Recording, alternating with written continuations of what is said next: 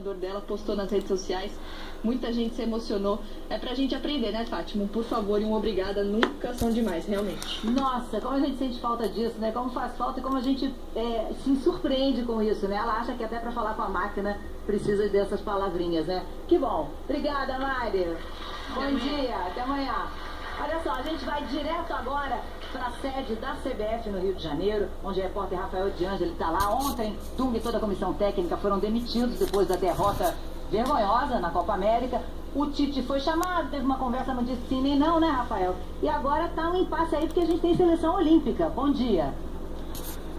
Nos Jogos do Rio, que começam daqui a 50 dias. Sobre Tite, a informação é que ele gostou da proposta da CBF, mas achou que seria deselegante aceitar logo ontem, até porque o Dunga e Gilmar Rinaldi haviam acabado de ser demitidos aqui da CBF.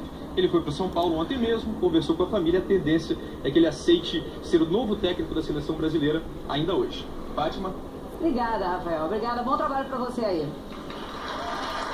Olha, vou convidar agora para vir até aqui um campeão mundial de surf adaptado, Felipe Kizu. Por favor, chegue para cá.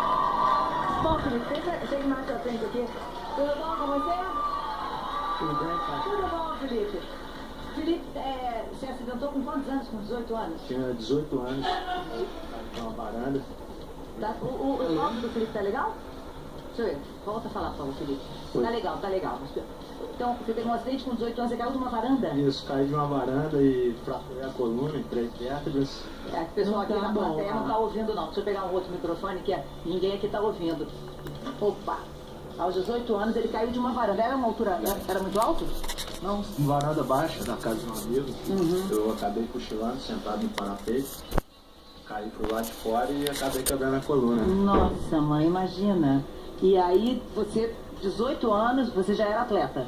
Eu Já sempre fui praticava? ligado ao esporte desde os 4 anos. Meu pai já me deu a minha primeira moto, e fazia motocross, trilha. Aos 8 já passei pro kart, competia em campeonato brasileiro, sul-americano. Quer dizer, por essa história de vida, você não vai se surpreender em ver a reportagem que o Laí Renault fez com ele. Ele teve um encontro com o Carlos Bulli, que é um surfista de ondas gigantes.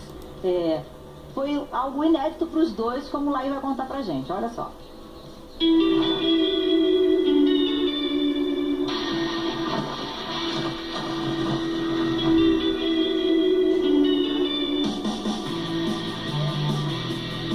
Eu estou no Rio de Janeiro para o encontro de campeões. De um lado, Carlos Burli, mestre das ondas gigantes. Do outro, Felipe Kizu, campeão mundial de surf adaptado. E apesar de toda a experiência